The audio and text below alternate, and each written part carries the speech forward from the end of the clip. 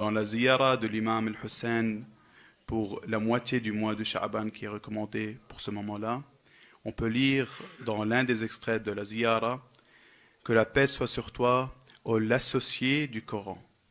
Assalamu alayka ya sharik al-Qur'an. Et donc ici, l'imam al-Hussein alayhi salam est désigné comme étant l'associé, le partenaire, le compagnon du Coran. Et en effet, le Coran a toujours eu dans la vie de l'imam al-Hussein une place assez importante. Et aujourd'hui, Inch'Allah, nous allons aborder ce sujet. L'imam al-Hussein alayhi salam et le Coran. Et on aura deux parties, deux points essentiels. Le premier, c'est la relation que l'imam al-Hussein alayhi salam avait avec le Coran. Et la deuxième partie sera plutôt sur la place du Coran dans le discours de l'imam al-Hussein, que ce soit dans son chemin vers Karbala ou dans le jour de Ashura, même à Karbala. Donc on commence par le premier point. On commence par le premier point qui est la relation qu'avait l'imam al-Hussein avec le Coran. Il faut tout d'abord rappeler que l'imam al-Hussein alayhi salam, c'est l'un des deux poids que le prophète a laissé à la Ummah. L'un des deux thaqalain. Vous connaissez tous le hadith où le prophète dit Inni tarikun fikum thaqalain, kitab Allah wa itrati. Je vous laisse après moi les deux poids, les deux mesures, le livre de Dieu et la Sainte Famille. Alors le livre de Dieu, c'est le Coran. La Sainte Famille, c'est Ahl al-Bayt. Et à l'époque de l'imam al-Hussein, qui représentait Al-Itra, qui représentait la famille du prophète? C'est l'imam al-Hussein.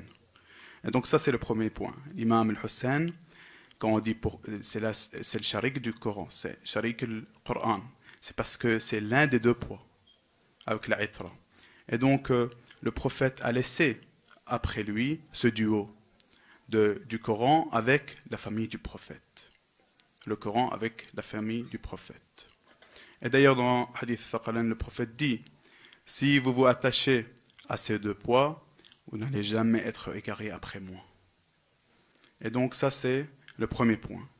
C'est que l'imam al-Hussein, c'est l'un des deux poids que le prophète a laissé après lui. C'est pour ça d'ailleurs qu'on dit que les imams en général, dont l'imam al-Hussein, c'est le Coran parlant, le Coran al-Natiq. C'est-à-dire qu'on a un Coran qui est composé de pages et d'une couverture, le Coran qu'on connaît tous. Mais ce Coran en tant que tel, qui le met en pratique, qui lui donne vie, qui l'applique dans la société. On a besoin d'un imam qui fait cela. C'est pour ça qu'on dit que les imams sont les Corans parlants. Dans Nahj al-Balagha, l'imam Ali, il a un sermon où il dit « Ce Coran que vous avez entre vos mains, ce sont des écritures rassemblées entre deux couvertures. » Mais il a besoin nécessairement d'un interprète parce qu'il ne parle pas. Et seuls les hommes peuvent être les interprètes de ce Coran. Et donc ce Coran, qui est le Coran silencieux, a besoin de quelqu'un qui l'applique dans la société, qui l'enseigne aux gens, qui apprend le Coran aux gens, qui le pratique, qui lui donne vie. C'est le Coran parlant, c'est l'imam. Par ailleurs, on a aujourd'hui beaucoup de gens qui prétendent être les porteurs du message véridique du Coran. Tout le monde d'ailleurs prétend qu'il suit le Coran. Chaque école, chaque secte, chaque individu. Mais nous sommes obligés de suivre Ahl al-Bayt parce que c'est le testament du prophète lui-même. C'est le testament du prophète lui-même. Aujourd'hui, tout le monde prétend suivre le Coran. Même les groupes terroristes et Daesh. À chaque vidéo de décapitation, au début, ils mentionnent des versets du Coran. Ils prétendent qu'ils suivent le Coran. Mais en vérité, ils ne suivent que le Coran et n'est apte à représenter le Coran que celui qui a été désigné par Dieu et par le messager de Dieu dans Hadith Thaqalain. Alors quelqu'un pourrait dire, mais ça c'est le prophète peut-être parce qu'il était... Voilà, il a un amour naturel pour sa famille. C'est pour ça qu'il a dit, le Coran est ma famille. Mais en vérité, ça, ce serait accuser le prophète. Le prophète est un prophète infaillible. Dieu dit dans le Coran, il ne parle pas par passion, si ce n'est en vérité une révélation qui est révélée. Lorsque le prophète parle, c'est soit une révélation directe, ou bien alors des paroles qui sont en accord avec la révélation et avec la volonté de Dieu. C'est pour ça, si on revient à l'imam al-Hussein, c'est pour ça que l'imam al-Hussein dans les différents textes religieux qu'on a, il est toujours décrit par cette relation spéciale qu'il avait avec le Coran. Par exemple, j'ai lu au début l'extrait de la ziyara, Assalamu alayka ya sharik al-Qur'an. Il est décrit comme étant le partenaire, le compagnon, l'ami, l'associé du Coran. Mais on a beaucoup d'autres sources. Dans Al-Irshad, il est mentionné que l'imam Hussein a dit Allahumma inni ahmaduka an akramtana bin nubuwa wa allamtana al-Qur'an wa faqahtana fi ad-din. Ô Dieu, je te remercie, louange à toi, parce que premièrement, tu nous as honorés par la prophétie. Le prophète, c'est mon grand-père, ce n'est pas le grand-père de Yazid. Sur les millions de familles qui existaient à l'époque, Dieu a choisi cette famille pour choisir son ultime prophète et messager. Et donc l'imam Hussein dit, Alhamdulillah Rabbil Alamin, Dieu nous a honorés par la prophétie. Premièrement. Deuxièmement, Allamtana al-Qur'an, tu nous as appris le Coran. Moi, quand j'ai besoin d'apprendre le Coran, je vais chez les savants. Les savants, ils vont chez Ahl al-Bayt. Mais les Ahl al-Bayt, alayhi salam, et le prophète, ils ont la science coranique de la part de Dieu directement. Et en troisième lieu, il dit Wa faqahtana fi ad-din. Et tu nous as enseigné, tu nous as appris la religion.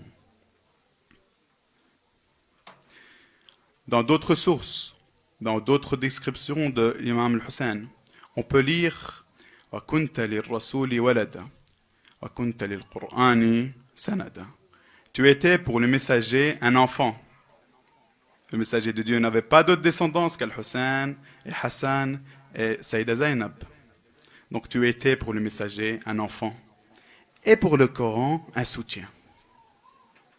C'est pour ça que l'imam Hussein, alayhi salam, durant son voyage vers Karbala, il n'a jamais délaissé le Coran. Il n'a jamais délaissé le Coran. Il est rapporté dans Tariq Tabari que la nuit de Ashura, alors il faut savoir que l'armée des Yazid voulait déjà attaquer l'armée de l'imam Hussein et le camp de l'imam Hussein et en finir.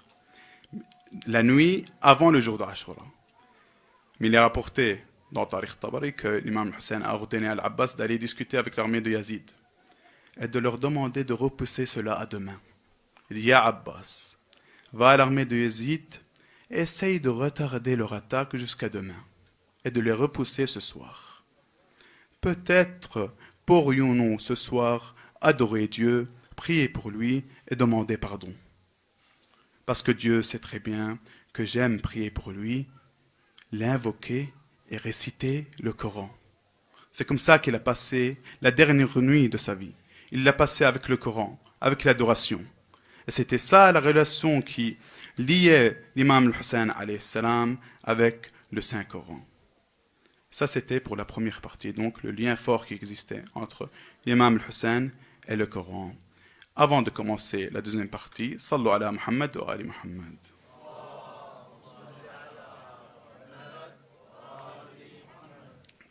الثاني على حب الحسن والحسين.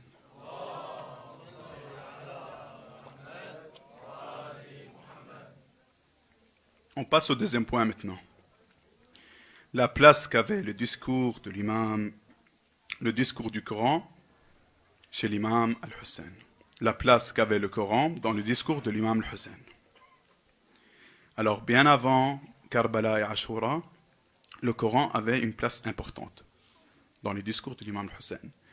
Mais aujourd'hui, on veut se concentrer sur la place qu'a eu le Coran dans le discours de l'imam Hussein dans son voyage vers Karbala.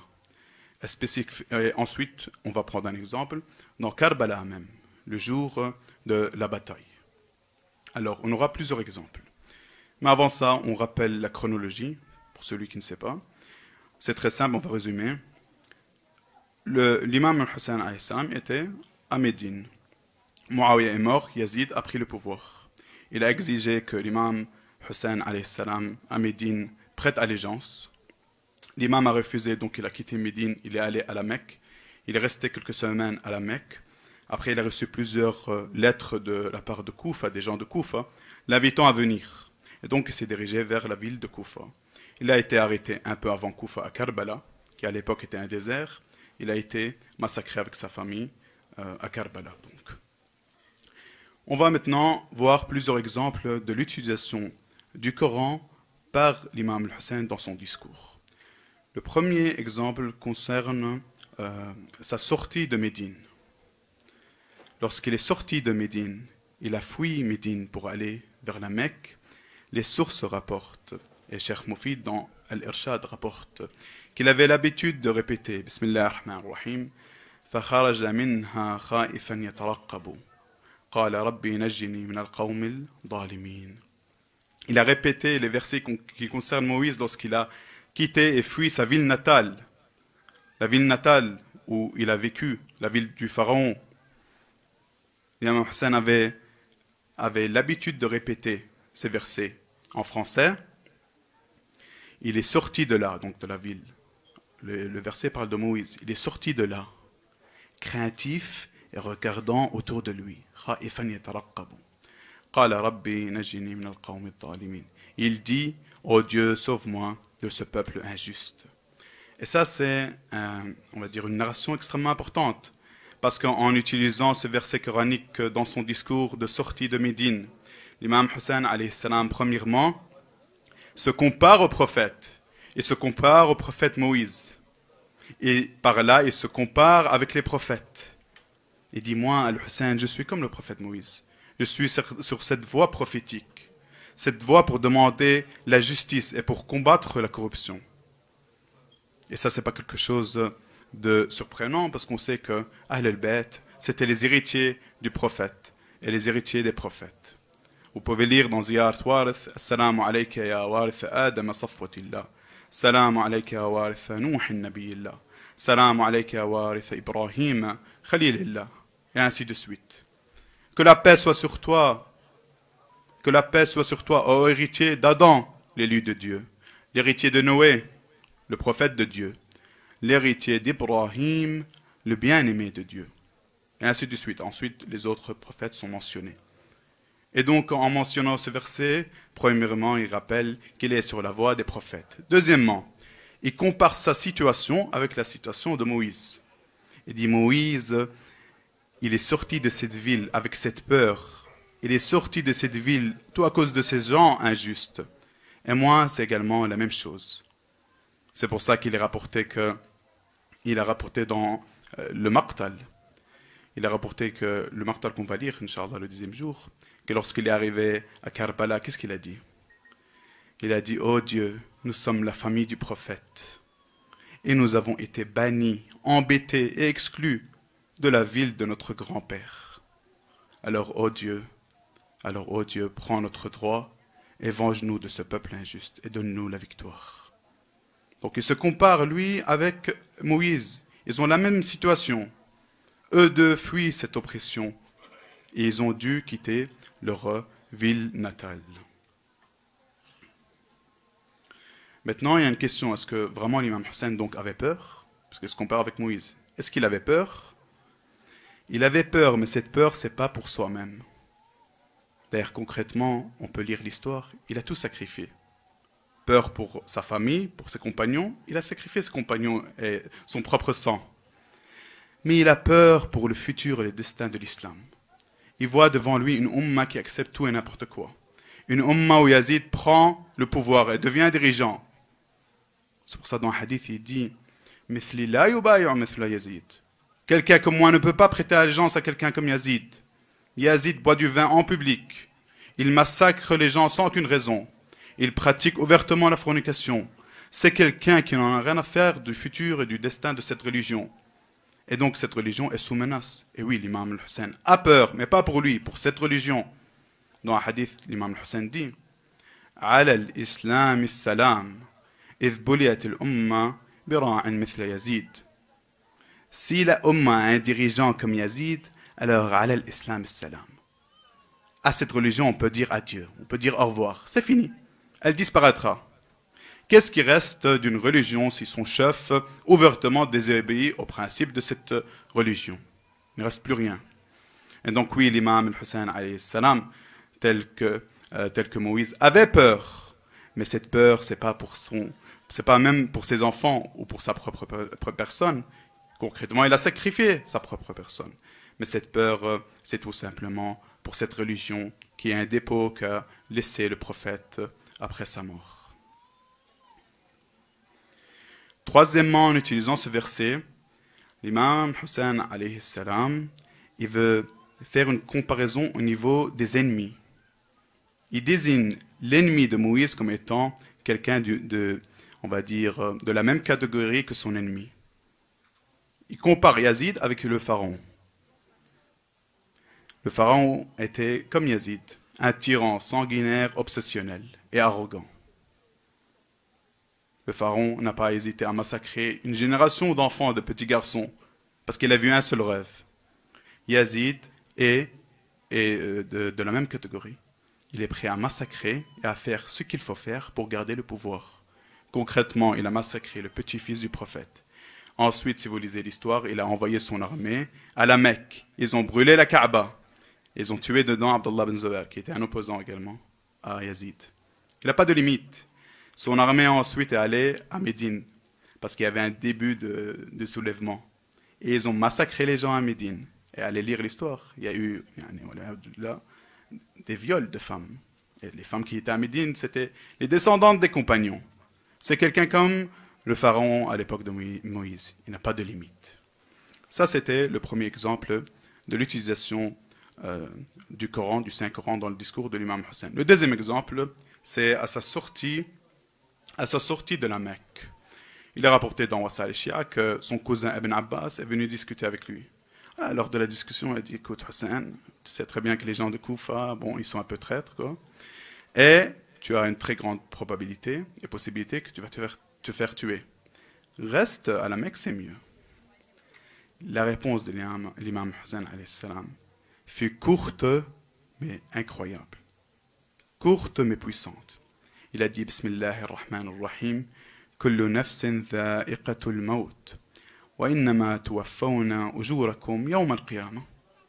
Il a récité le verset coranique. Toute âme goûtera à la mort. Mais vous allez avoir vos récompenses le jour du jugement. L'imam ici, il veut en fait faire passer un message, une leçon. Il dit Ibn Abbas, préserver sa vie c'est important en islam. Quand on étudie le fiqh, la moitié du fiqh c'est sur le fait de préserver sa vie. Mais pas au détriment de tout et n'importe quoi. Pas au détriment de la religion. Et je vois aujourd'hui que ma religion, la religion de mon grand-père, est sous la menace de la disparition. Qu'est-ce qui va rester de la religion avec quelqu'un comme Yazid? Donc oui, je préserve ma vie, mais pas au détriment de tout et n'importe quoi. Et la religion de mon grand-père est plus importante que mon propre sang. Ça, c'est le premier point. Le deuxième point, il va lui dire, d'accord, je vais fuir, et je vais fuir de la mort, demain, après-demain. Je ne vais pas aller à Koufa, ils ne vont pas me tuer, d'accord. Toute âme goûtera à la fin à la mort. Si ce n'est pas aujourd'hui, c'est demain. Si ce n'est pas demain, c'est dans 3 à 4 ans, dans 20, 30 ans. Et donc, est-ce que c'est une justification pour fuir mes responsabilités?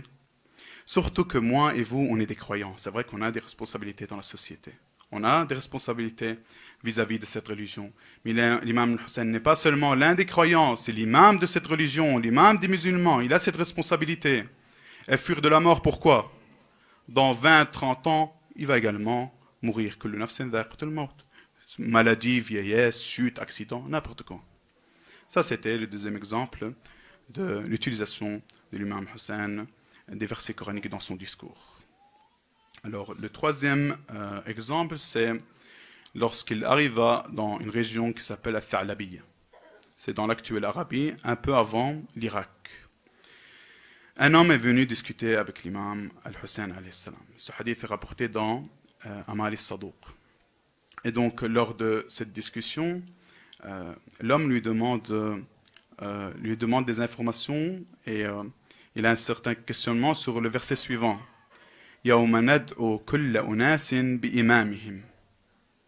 Le jour où nous convoquons tout groupement d'hommes par leur chef, par leur guide, par leur imam. L'imam l'a alors dit, un imam qui invite les gens à la bonne voie, ils le suivent. Et un imam qui invite les gens à l'égarement, Ils le suivent. Les premiers sont dans le paradis et les deuxièmes sont en enfer. Les premiers sont dans le paradis et les deuxièmes sont en enfer.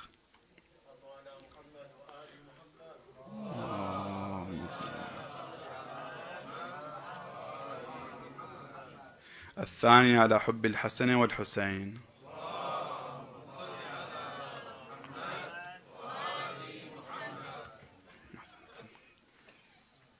Ensuite, il continua en disant, en mentionnant le verset coranique, فَرِيقٌ فِي الْجَنَّةِ وَفَرِيقٌ فِي السَّعِيرِ. Un groupe sont dans le paradis et un autre sont dans le brasier de l'enfer. Ici, c'est de la part de l'imam al-Hussein une leçon de aqida, une leçon dogmatique. Il dit, les imams, il y a deux types d'imams. Des imams de la bonne voie, les imams choisis par Dieu. Ensuite, il y a les imams de l'égarement. Une personne est derrière son imam. L'imam que tu choisis dans l'au-delà, Dieu va te ressusciter avec cet imam. Et si tu as choisi le bon imam, celui qui t'invite à Dieu, alors dans l'au-delà, tu seras au paradis. Si tu as choisi un imam comme Yazid, alors dans l'au-delà, tu seras avec Yazid. Et ça, c'est juste un exemple de tyran et d'imam des égarements. À l'époque, c'était Yazid, mais à notre époque, il y a beaucoup d'imams d'égarement. Donc, ça nous concerne nous également. Est-ce qu'on choisit comme imam Sahib al-Zaman ou bien on choisit les tyrans et les dictateurs qui existent aujourd'hui et les usurpateurs qui existent aujourd'hui? Ça, c'était le troisième exemple de verset coranique utilisé par l'imam al-Hussein dans son discours. Alors, le dernier, c'est pas un verset que l'imam al-Hussein récita dans son chemin vers Karbala, mais le jour même de Karbala, le deuxième jour. Il est rapporté par les sources que lorsqu'il était en train de contempler le champ de bataille, il était en train de voir les martyrs tomber les uns après les autres de son camp. À chaque fois qu'il y avait un martyr, il récitait le verset suivant.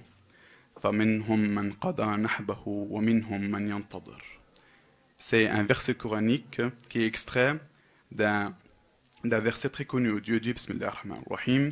ومن المؤمنين رجال صدقوا ما عاهدوا الله عليه فمنهم من قضى نحبه ومنهم من ينتظر وما بدلوا تبديلا. En français, parmi les croyants, il y a des gens qui sont véridiques dans leur engagement envers Dieu. Certains ont atteint leur fin, certains sont morts, mais certains attendent encore. وما بدلوا تبديلا. Et ils n'ont aucunement changé leur engagement envers Dieu. Ici, l'imam Hussein, à plusieurs fois, avait l'habitude, lorsqu'il voyait les martyrs tomber, de réciter ce verset. Pourquoi? Parce qu'il veut premièrement rappeler la récompense que se trouve dans le martyr. Ces gens-là qui viennent de nous quitter. Sa famille, ses compagnons, ce sont des martyrs. Premièrement, il rappelle donc la récompense du martyr. On en a parlé il y a quelques nuits. Beaucoup de versets sur la récompense du martyr. ولا تحسبن الذين قتلوا في سبيل الله أمواتا بل أحياء عند ربهم يرزقون. Et ne crois pas que ceux qui sont tués dans le sentier d'Allah, qu'ils sont morts. En vérité, ils sont vivants auprès de leur Seigneur, bien pourvus. Donc ça, c'est le premier point. Il rappelle le destin et la récompense qui se trouve dans le martyr. Le deuxième point, il encourage le reste. Certains sont tombés en martyr, mais d'autres attendent encore. Il les encourage, il les rappelle la victoire qui les attend. Et en effet, l'histoire témoigne que les compagnons et la famille de l'imam Hussein ont été d'un courage exemplaire pour leur religion. C'était pas, on va dire, un sentiment tribal ou parce que c'était l'un de leurs proches, mais c'était pour leur religion. Nous espérons et nous demandons de la part d'Allah, Inch'Allah, de renforcer notre foi dans ces majals et c'est notre foi en général dans notre religion. Surtout pour nous, peut-être on a des difficultés que d'autres dans d'autres régions du monde n'ont pas. Dans tous les cas, qu'Allah renforce notre foi par l'amour d'Al-Hussein. Assalamu ala al-Hussein wa ala Ali ibn al-Hussein wa ala awlad al-Hussein wa ala ashab al-Hussein wa salli Allahumma ala Muhammadin wa ali Muhammad.